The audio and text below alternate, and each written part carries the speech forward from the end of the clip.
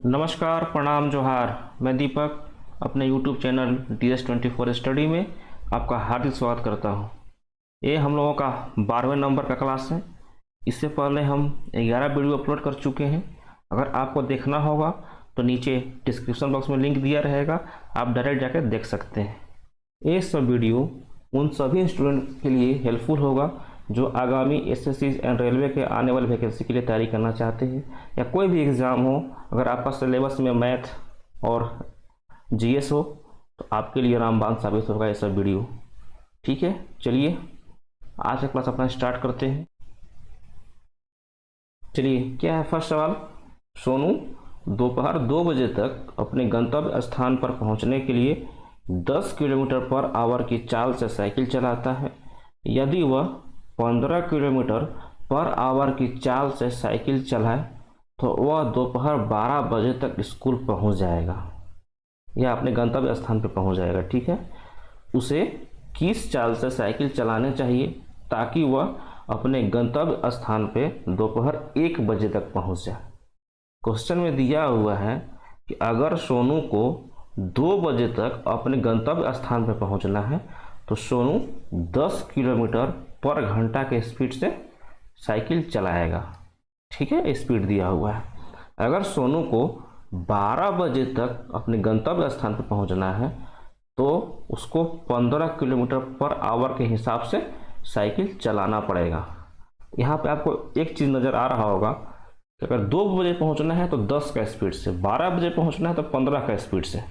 ठीक है, मतलब 2 घंटा स्पीड मतलब टाइम में कमी करने के लिए 2 घंटा टाइम में कमी करने के लिए सोनू को 5 किलोमीटर पर आवर के हिसाब से अपना स्पीड को बढ़ाना पड़ रहा है। ठीक है, आपसे क्या पूछा है कि सोनू को अपना स्पीड कितना रखना चाहिए ताकि वह 1 बजे तक स्कूल पहुंच जाए या अपने गंतव्य स्थान पे पहुंच जाए। ठीक है, चलिए सवाल को करने के लिए 2 मेथड है, एक तो एलिगेशन है और एक रेशियो है। हम रेशियो से इस क्वेश्चन को करेंगे। क्या है, फर्स्ट स्पीड क्या दिया हुआ है 10 kmph और 15 kmph। ठीक है, ये 10 kmph से कितने बजे पहुंच जाता है सोनू, 2 PM पे पहुंचता है। ठीक है, और 15 kmph से कितने बजे पहुंचता है, 12 बजे पहुंचता है, 12 PM पे पहुंच जाता है, 12 PM। ठीक है, अगर हम इस सवाल को रेशियो से कर रहे हैं तो इसको हम रेशियो में तोड़ देंगे। 5 से चल जाएगा 2 बार में, 5 से 3 बार में जाएगा। मतलब आपका स्पीड का रेशियो 2:3 आ जा रहा है। ठीक है, यहाँ पे आपका डिस्टेंस फिक्स है, क्योंकि सोनू गंतव्य स्थान पर पहुंच रहा है, कहीं से चल रहा होगा कहीं तक पहुंच रहा है, डिस्टेंस आपका फिक्स है। तो जब भी डिस्टेंस फिक्स होता है तो स्पीड और टाइम एक दूसरा का इन्वर्सली प्रोपोर्शनल होता है। मतलब एक दूसरा का क्या होता है, समानुपाती, अनुपाती, जो भी होता है हिंदी में, मतलब इन्वर्सली प्रोपोर्शनल होता है।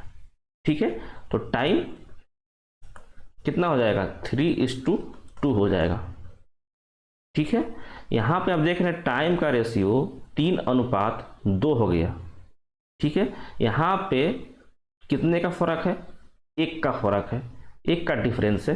और 1 का डिफरेंस कितने घंटे का फर्क ला रहा है आपका टाइमिंग में, तो 2 बजे तक और 12 बजे तक अपने 2 घंटे का फर्क है।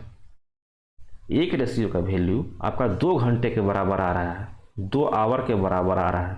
तो यानी सोनू कितने घंटे चला होगा, जब उसको 10 किलोमीटर पर आवर के हिसाब से 2 बजे पहुंचने के लिए सोनू 6 घंटे ट्रेवल किया होगा। 3 रेशियो का वैल्यू 6 हो जाएगा और 2 रेशियो का वैल्यू 4 हो जाएगा, 4 घंटे हो जाएगा। ठीक है, तो यहाँ से आप देखिए 10 किलोमीटर पर आवर स्पीड से सोनू 6 घंटे चला है, तो टोटल डिस्टेंस कितना हो जाएगा, 60 किलोमीटर। 60 किलोमीटर। ठीक है, इधर से भी देख लीजिए आप, 15 किलोमीटर पर आवर के हिसाब से सोनू 4 घंटे चला है, तो इधर से आपका भी स्पीड 60 किलोमीटर, स्पीड बोल रहा हूँ, दूरी 60 किलोमीटर आपका दूरी आ गया। ठीक है, अब आपको निकालना क्या है कि सोनू कितने बजे चला होगा, सोनू कितने बजे चला होगा। देखिए सोनू यहाँ पे 2 बजे पहुँचता है। ठीक है, कितने के स्पीड से, 10 किलोमीटर पर आवर के स्पीड से सोनू 2 बजे पहुंचता है और उसको 6 घंटे लगते हैं, यानी वो मॉर्निंग का 8 AM में चला होगा, 8 AM में चला होगा। ठीक है, इधर से भी देख लीजिए, अगर सोनू को 4 घंटे लगते हैं तो 12 बजे पहुंचता है। ठीक है, इधर से भी देख लीजिए, सुबह 8 AM में चला होगा। ठीक है, अब क्वेश्चन में क्या पूछ रहा है, उसको 1 बजे तक पहुंचना है, तो 8 बजे चला होगा, उसको 1 बजे तक पहुंचना है, मतलब 5 घंटे का समय है उसके पास, और टोटल दूरी कितना है, 60 किलोमीटर है। टोटल दूरी 60 किलोमीटर है और टाइमिंग उसके पास 5 घंटे का है, तो उसका स्पीड कितना हो जाएगा, 12 किलोमीटर पर आवर। ठीक है, 12 किलोमीटर पर आवर हो जाएगा। तो ये तो पूछा है सोनू को अपना स्पीड कितना रखना चाहिए, तो सोनू को अपना स्पीड 12 किलोमीटर पर आवर रखना पड़ेगा, ऑप्शन नंबर सी। ठीक है, चलिए आगे चलते हैं। क्या है, एक बेलन के वक्र पृष्ठ का क्षेत्रफल 440 सेंटीमीटर स्क्वायर है, इसकी परिधि, आधार की परिधि 44 सेंटीमीटर है, तो इसका आयतन निकालना है। वक्र पृष्ठ का क्षेत्रफल मतलब लेटरल सरफेस एरिया। लेटरल, अगर आपका ये बेलन है, ये बेलन है, तो आपका जो इधर का सरफेस का एरिया है ना, लेटरल सरफेस एरिया, इसी को बोलते हैं वक्र पृष्ठ क्षेत्रफल हिंदी में। ठीक है, बाहर वाले का। ठीक है, कितना होता है लेटरल सरफेस एरिया या वक्र पृष्ठ का क्षेत्रफल, कितना होता है, 2πr/h होता है।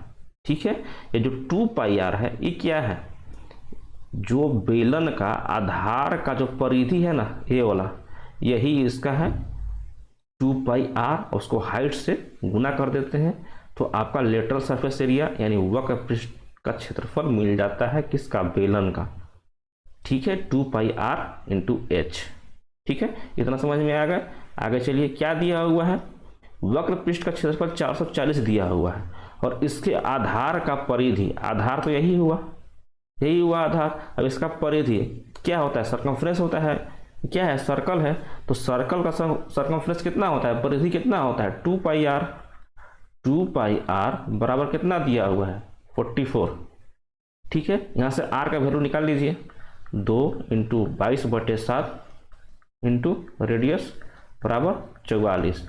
इधर से इधर चला गया, दोनों के दोनों, यानी r बराबर 7 सेंटीमीटर आ गया, रेडियस आपका 7 सेंटीमीटर आ गया। ठीक है, यहाँ पे देखिए, इसका वक्र पृष्ठ का क्षेत्रफल 440 दिया हुआ है, मतलब 2πr/h बराबर 440 दिया हुआ है।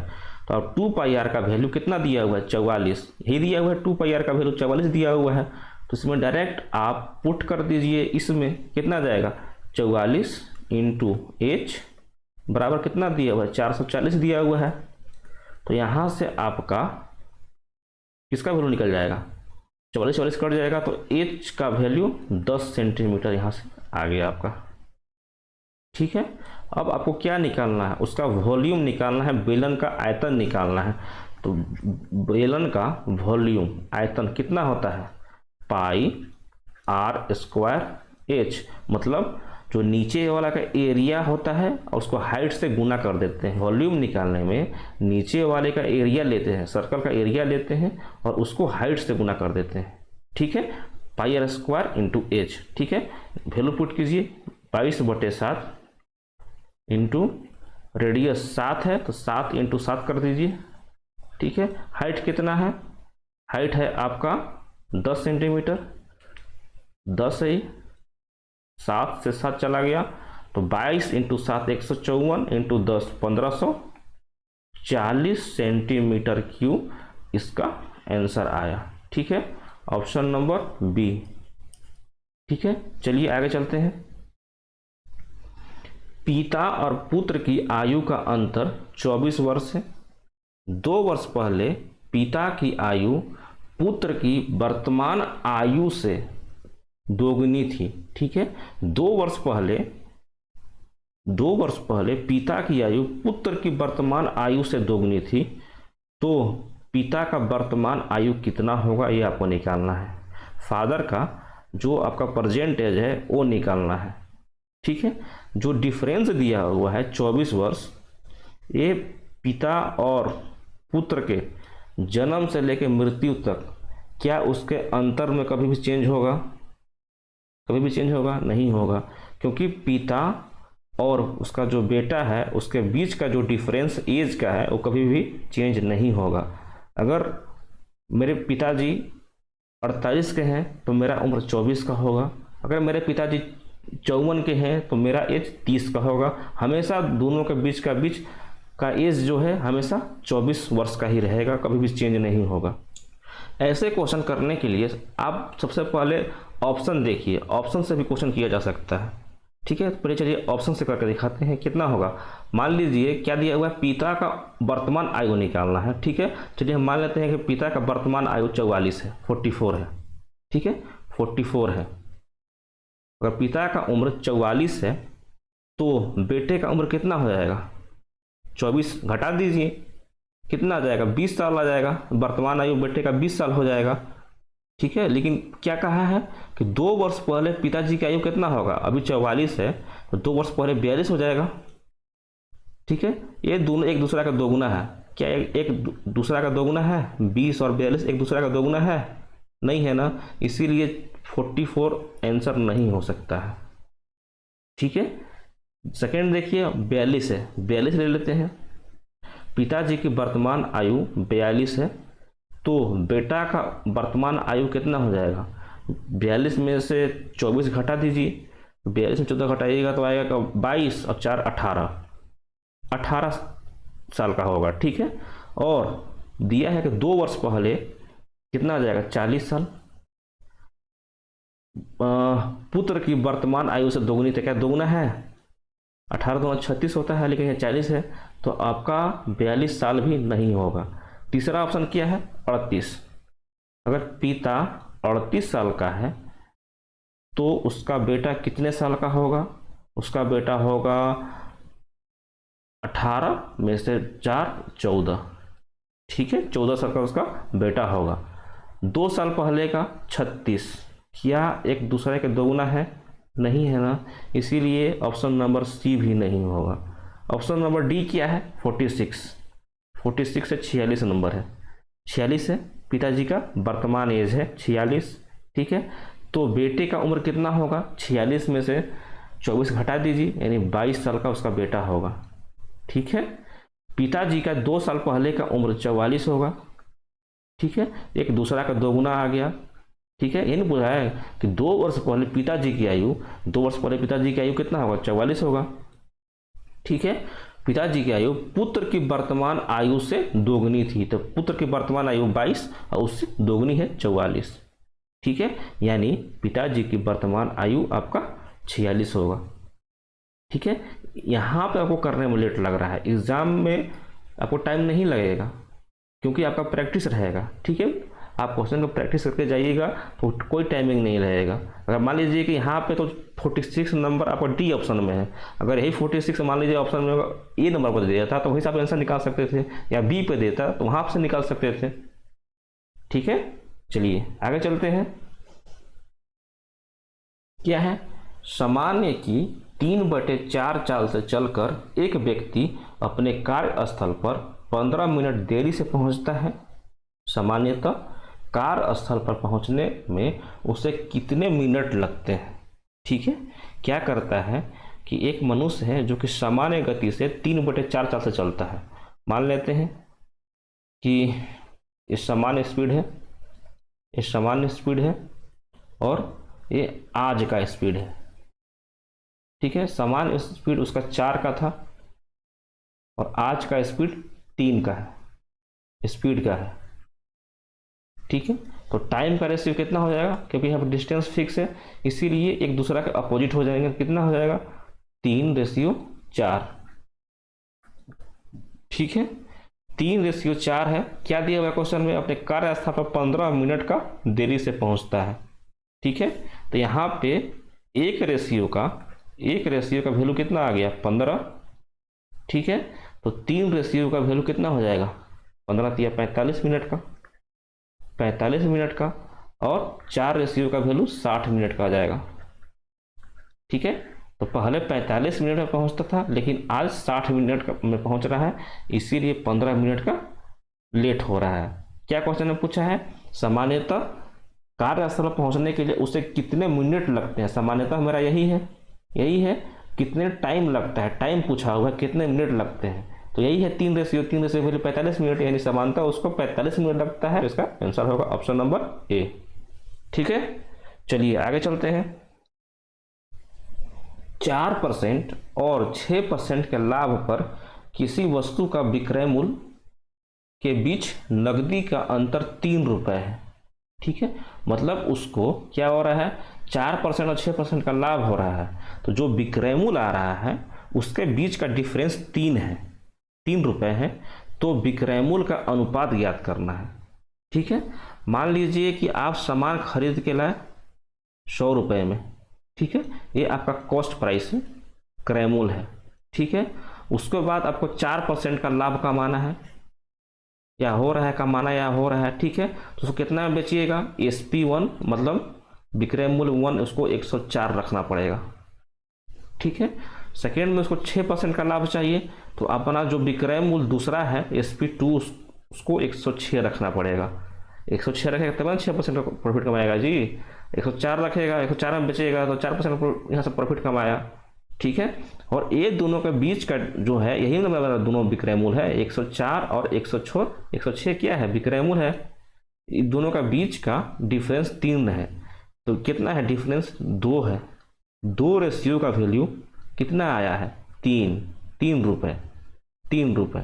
ठीक है, तो एक रेशियो का वैल्यू कितना हो जाएगा, 3/2। ठीक है, आपसे विक्रय मूल्य का अनुपात पूछा है, तो एक विक्रय मूल्य है 104 का 3/2 कर दीजिए। ठीक है, और दूसरा 106 का 3/2 कर दीजिए। ठीक है, 3/2 दोनों ओर से चला गया। ठीक है, 104 और 106 बचा हुआ है। 104 52 से कट जाएगा, 52 इंटू 2 104 होता है, और 53 इंटू 2 106 होता है, तो 52:53 आपका आंसर आ गया, जो कि विक्रय मूल्य का रेशियो है दोनों का। ठीक है, ऑप्शन नंबर ए नहीं सी, ऑप्शन नंबर सी 52:53 इसका आंसर होगा। ठीक है, चलिए आगे चलते हैं। यहां से आपका स्टैटिस्टिक्स के क्वेश्चन स्टार्ट हो रहा है।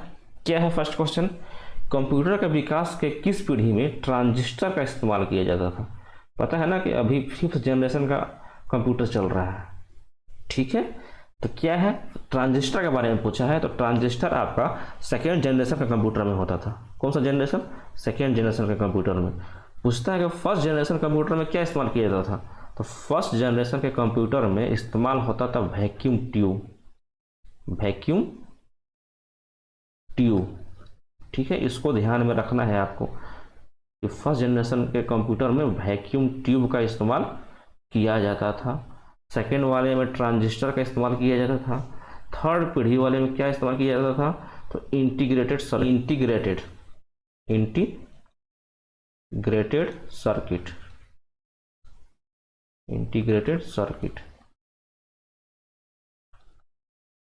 ठीक है, जो चौथा पढ़ी था 4th जनरेशन में, इसमें क्या क्या इस्तेमाल किया जाता था, माइक्रो प्रोसेसर। क्या चीज, माइक्रो प्रोसेसर। ठीक है, जो 5th जनरेशन था इसमें क्या इस्तेमाल होता था, तो आपका आर्टिफिशियल इंटेलिजेंस का इस्तेमाल होता था। Artificial intelligence.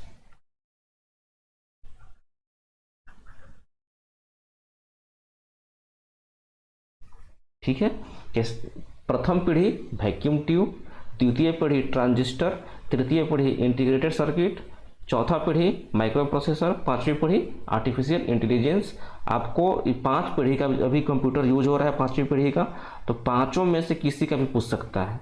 आपको पांचों में से पांचों का हम बता दिए हैं। ठीक है, 1st generation vacuum tube, 2nd generation transistor, 3rd generation integrated circuit, 4th generation micro processor, और 5th जनरेशन आर्टिफिशियल इंटेलिजेंस का इस्तेमाल होता था। ठीक है, इसको बाय हार्ट आपको याद होना चाहिए। चलिए आगे चलते हैं। मानचित्र पर अंकित काल्पनिक रेखाएं, ठीक है, जो भी इमेजरी लाइन है जो मानचित्र पर अंकित होता है, ठीक है, उसको क्या क्या नाम से, मतलब कौन सा रेखाएं क्या है और क्या चीज़ को दर्शाती हैं उसके बारे में आपको बताना है। आइसो बार, आइसो का मतलब होता है समान, बराबर। ठीक है, तो ऐसी रेखाएं जहां पे एटमॉस्फेरिक प्रेशर बराबर हो, क्या बोलते हैं उसको, आइसो बार। ठीक है, सेकेंड क्या है, आइसो हेलाइन। ठीक है, आइसो का मतलब बराबर, हेलाइन का मतलब होता है सैलिनिटी के बारे में बताता है, लवणता के बारे में बताता है। तो ऐसी रेखाएं जहां पे समान लवणता हो, ठीक है, एक समान सॉल्टी हो, ठीक है, उसको क्या बोलते हैं, आइसो हेलाइन। ठीक है, थर्ड क्या है, आइसोहाइड्स, ऐसी रेखाएं जहां पे समान वर्षा होती है। ठीक है, मानचित्र पे ऐसी रेखाएं जहां पे समान वर्षा होती हैं उसको क्या बोलते हैं, आइसोहाइड्स। ठीक है, आइसोथर्म, थर्म का मतलब क्या होता है, टेम्परेचर से रिलेटेड है। तो ऐसी रेखाएं जहां पे टेम्परेचर क्या हो, एक समान हो, ठीक है, एक बराबर हो, उसको क्या बोलते हैं, आइसोथर्म। ठीक है, आइसोनीफ, ऐसी रेखाएं मानचित्र पे जहां पे समान हिमपात होता है उसको क्या बोलते हैं, आइसोनीफ। ठीक है, नेक्स्ट क्या है, कंटूर रेखा, क्या है, समान समुद्री सतह से ऊंचाई। ठीक है, contour line, contour line, contour line, समुद्री सतह से समान ऊंचाई, ऐसी रेखा है जो समुद्री की सतह से समान ऊंचाई पर हो, क्या उसको बोलते हैं, कंटूर रेखा। ठीक है, आइसोबाथ, ऐसी रेखा है जो कि समान सागर की गहराई से समान हो, मतलब समुद्र की गहराई से उसका जो लाइन हो उसका हाइट सेम हो, कहीं से भी नाप लीजिए उस लाइन का हाइट आपका सेम हो, उसको क्या बोलते हैं, आइसोबाथ। ठीक है, आपको ट्रिक इसमें अपनाना पड़ेगा याद करने के लिए। आइसो बार, बार से है तो वायुमंडल से होगा, हेलाइन तो लवणता से होगा, थर्म है तो टेम्परेचर से होगा। ठीक है, ऐसे करके 2 3 4 आप मतलब थोड़ा सा ध्यान में रखिए, अगर ऐसा क्वेश्चन पूछेगा भी तो आराम से आप ऑप्शन को हटा हटा कर पकड़ सकते हैं। अच्छा, आइसोथर्म है तो टेम्परेचर से होगा, तो ये तो हो नहीं सकता है। ठीक है, आइसो बार है तो प्रेशर से है तो प्रेशर वाला ही होगा, दूसरा हो नहीं सकता है। ठीक है, ऐसे करके आप ऑप्शन से पकड़ सकते हैं कि कौन सा क्या चीज़ है। ठीक, अगर दिमाग में ही नहीं है तो ऑप्शन आप कैसे छांटिएगा। ठीक है, तो कम से कम दिमाग में रखना पड़ेगा कि हेडलाइन मतलब लवणता से है और बार मतलब प्रेशर से है, थर्म मतलब टेम्परेचर से है। ठीक है, और आइसो का मतलब होता ही है एक समान। ठीक है, चलिए आगे चलते हैं। भारत तथा ब्रिटेन में सरकारी दस्तावेज के लिए किस रंग का पेपर का इस्तेमाल किया जाता था। ठीक है, भारत तथा ब्रिटेन में सरकारी दस्तावेज के लिए तो आपका वाइट पेपर का इस्तेमाल किया जाता है, इस बात को ध्यान में रखिएगा, वाइट पेपर का। चलिए कुछ और जान लेते हैं, क्या है वाइट पेपर भारत तथा ब्रिटेन के लिए, तो हो ही गया। येलो पेपर, जो पीला जो बुक है, ये फ्रांस में इस्तेमाल होता है। कहाँ पे होता है, फ्रांस में। सबका आपको याद नहीं रखना है, एक वाइट पेपर याद रखना है, एक येलो बुक याद रखना है और एक ग्रीन बुक याद रखना है, इटली और ईरान में इस्तेमाल होता है। ठीक है, वाइट पेपर, येलो बुक और ग्रीन बुक आपका कहाँ पे, ग्रीन बुक आपका इटली और ईरान में, येलो बुक फ्रांस में और वाइट पेपर कहाँ पे, भारत तथा ब्रिटेन में। हाँ, एक बुक और है, येलो बोल रहा हूँ, ब्लू बुक। ठीक है, ब्लू बुक जो ब्रिटिश गवर्नमेंट है वो इस्तेमाल करती है, ब्लू बुक। ठीक है, चलिए आगे चलते हैं।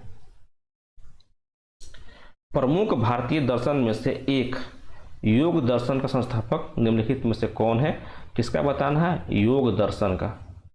ठीक है, योग दर्शन का संस्थापक इसमें से कौन था, जैमिनी, कपिल, गौतम, पतंजलि। कौन थे, महर्षि पतंजलि थे, जो कि आपका योग दर्शन से संबंधित है।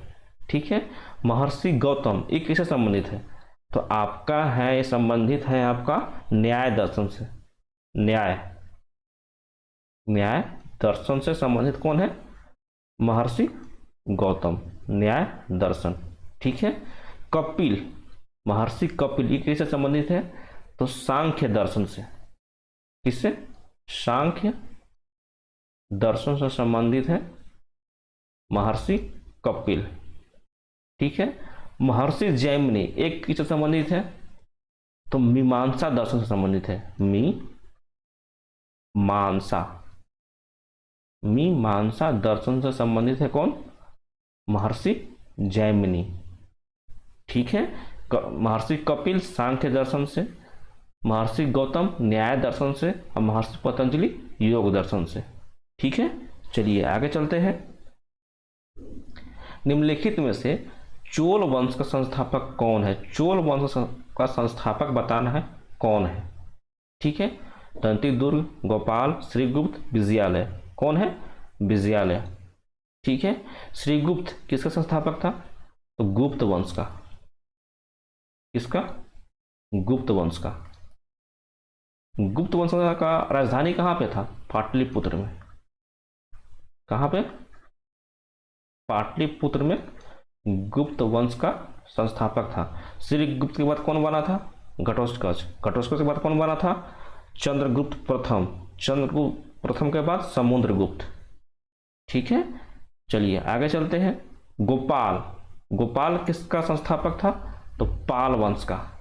गोपाल, पाल से पाल वंश।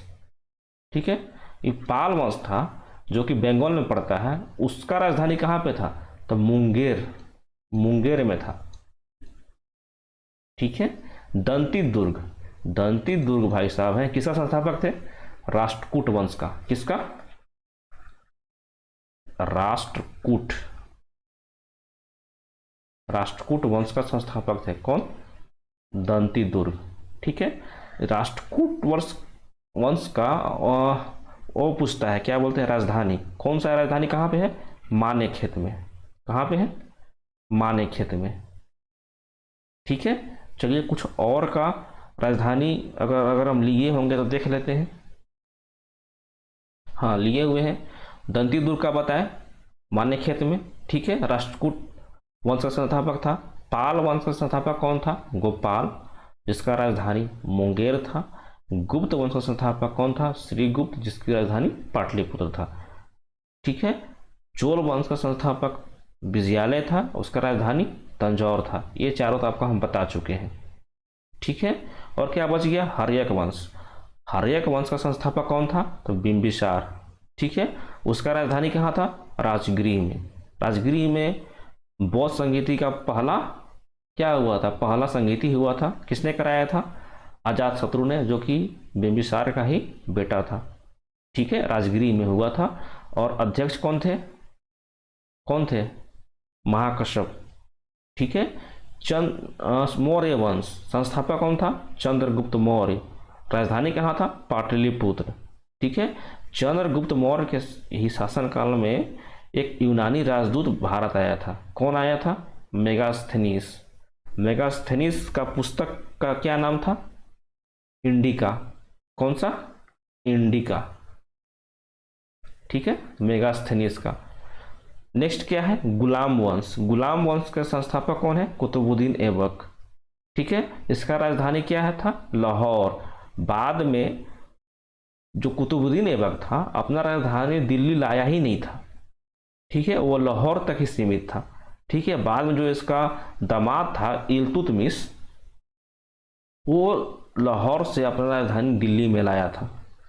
ठीक है, कुतुबुद्दीन ऐबक तो अपना राजधानी दिल्ली में लाया ही नहीं था, इल्तुतमिश अपना राजधानी दिल्ली में लाया था। ठीक है, नेक्स्ट क्या है? बहमनी वंश। बहमनी वंश के संस्थापक हसन गंगू और उसका राजधानी गुलबर्गा।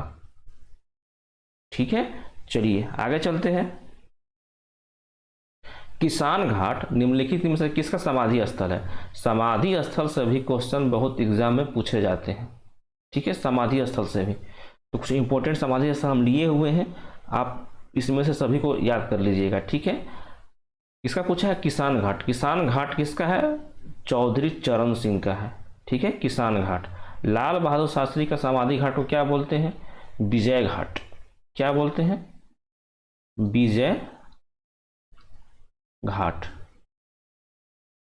लाल बहादुर शास्त्री का उपनाम क्या था? शांति पुरुष। क्या नाम था? शांति पुरुष, इनका उपनाम था शांति पुरुष। ठीक है, समाधि स्थल इनका विजय घाट। भीमराव अंबेडकर क्या है इनका? चैत्रा भूमि। क्या है? चैत्रा भूमि। भीमराव अंबेडकर का किसका अध्यक्ष थे? तो ड्राफ्टिंग कमेटी का अध्यक्ष थे। ड्राफ्टिंग कमेटी, प्रारूप समिति का, ड्राफ्टिंग कमेटी का। ठीक है, पंडित जवाहरलाल नेहरू, इनका समाधि स्थल का क्या नाम है? शांति वन। कौन सा? शांति वन। पंडित जवाहरलाल नेहरू से आपको मैंने 3 बुक बताया था, कौन कौन था? एक था डिस्कवरी ऑफ इंडिया, ठीक है, भारत की खोज, और क्या था? Glimpses of world history, glimpses of world history, और क्या था? एक और था, हाँ क्या था? Who lives if India dies, मतलब भारत ही नहीं रहेगा तो हम रख के क्या करेंगे, ठीक है। इनका 3 बुक हो गया जवाहरलाल नेहरू का। इनका एक फेमस नारा था, आराम हराम है, आराम हराम है, ठीक है। तो 4 चीज आप दिमाग में रखिएगा पंडित जवाहरलाल नेहरू से, discovery of India, glimpses of world history, who lives if India dies, और आराम हराम है। 4 चीज इधर हो गए, और इनका समाधि स्थल का नाम शांति वन है, ठीक है। पंडित जवाहरलाल नेहरू 1929 के आईएनसी के, इंडियन नेशनल कांग्रेस के लाहौर अधिवेशन का अध्यक्ष थे। इन्होंने क्या मांग किया था यहाँ पे? पूर्ण स्वराज। क्या चीज? पूर्ण स्वराज का मांग की थी लाहौर अधिवेशन में 1929 का, ठीक है। चौधरी चरण सिंह को बता दिए किसान घाटी इनका समाधि स्थल है, ठीक है। चलिए आगे चलते हैं। शक्ति स्थल किनका समाधि स्थल है? इंदिरा गांधी का, ठीक है। राजघाट तो सबका पता होगा, महात्मा गांधी का। वीरभूमि किसका है? राजीव गांधी का। महाप्रयाण घाट डॉक्टर राजेंद्र प्रसाद, हमारे पहले राष्ट्रपति। एकता स्थल ज्ञानी जैल सिंह, ठीक है। आपको ये सब समाधि स्थल याद होने चाहिए। चलिए आगे चलते हैं। अब कुछ प्रमुख अंग के बारे में जानेंगे कि इसमें एग्जाम में पूछता है कि कौन सा रोग से कौन सा अंग या कौन सा हमारा बॉडी का पार्ट इफेक्ट पहुंचता है बॉडी को, ठीक है। निमोनिया, तपेदिक, कुकुर खांसी किसको इफेक्ट पहुंचाता है? फेफड़ा को। कुकुर खांसी क्या होता है? पर्टुसिस, ठीक है। आपने सुना होगा डीपीटी का टीका, डीपीटी का टीका, इसका मतलब क्या होता है? डी का मतलब डिप्थीरिया, टी का मतलब पर्टुसिस, और टी का मतलब टिटनेस। डीपीटी का टीका लगता है ना, डिप्थीरिया, पर्टुसिस और टिटनेस। पर्टुसिस का मतलब होता है कुकर खांसी, ठीक है। निमोनिया जो कि बच्चों में होता है, उससे क्या इफेक्ट पहुंचता है बच्चों का? फेफड़ा पे इफेक्ट पहुंचता है। तपेदिक, टीबी से पता ही होगा, टीबी फेफड़ा का इफेक्ट पहुंचाता है, कुकर खांसी फेफड़ा को, ठीक है। नेक्स्ट क्या है? हैजा, टाइफाइड, डायरिया, पेचिस किसको इफेक्ट पहुंचाता है? इंटेस्टाइन, मतलब आंत को। आंत, जो बड़ी आंत छोटी आंत है ना, आंत को पहुंचाता है, ठीक है। जो टाइफाइड है, हैजा है, ये किससे होता है? बैक्टीरिया से होता है। जो टाइफाइड का बैक्टीरिया का क्या नाम है? Salmonella typhi. कौन सा? Salmonella typhi. हैजा का बैक्टीरिया का क्या नाम है? कमेंट बॉक्स में डालिए, ठीक है। ऐसे भी हमको याद भी नहीं है अभी हैजा का बैक्टीरिया का, आपको याद है तो आपको बताइए। चलिए नेक्स्ट क्या है? मधुमेह, डायबिटीज किसको? पैनक्रियाज को, अग्नाशय को। नेक्स्ट क्या है? कालाजार। कालाजार से क्या होता है? अस्थि मज्जा को इफेक्ट पहुंचाता है, ठीक है। अस्थि मज्जा, बोन मैरो, इसी बोन मैरो में ही आरबीसी, डब्ल्यूबीसी का निर्माण होता है, ठीक है। नेक्स्ट क्या है? रेबीज, टिटनेस, मिर्गी, पोलियो किसको इफेक्ट पहुंचाता है? तंत्रिका तंत्र को, हमारा नर्वस सिस्टम को इफेक्ट पहुंचाता है। रेबीज, टिटनेस, मिर्गी और पोलियो, ठीक है। नेक्स्ट क्या है? स्कर्वी और पैरिया किसको पहुंचाता है? हमारे मसूड़ों में होता है स्कर्वी, विटामिन सी के कारण, और पैरिया, ठीक है। हेपेटाइटिस और पीलिया रोग किसको इफेक्ट पहुंचाता है? लीवर को, ठीक है। हेपेटाइटिस और पीलिया रोग। और लीवर का अध्ययन को क्या बोलते हैं? हिपैटोलॉजी। क्या बोलते हैं? हिपैटोलॉजी, हिपैटोलॉजी, हिपैटोलॉजी। लीवर का अध्ययन को हिपैटोलॉजी बोलते हैं, ठीक है। तो हेपेटाइटिस और पीलिया रोग लीवर को इफेक्ट पहुंचाता है। ठीक है, नेक्स्ट क्या है, ट्रेकोमा, ग्लूकोमा और मोतियाबिंद किसका बीमारी है, आँख का बीमारी है। ठीक है, ये तो सबको पता होगा मोतियाबिंद आँख का बीमारी है, ग्लूकोमा और ट्रेकोमा को याद रखना है। ठीक है, आँख का बीमारी है। चलिए आज के लिए हम यहीं पे समाप्त करते हैं। अगर आपको पसंद आया होगा तो बताइए क्या करना है, वीडियो को लाइक करना है और चैनल को सब्सक्राइब करना है। ठीक है, चलिए, जय हिंद, जय भारत।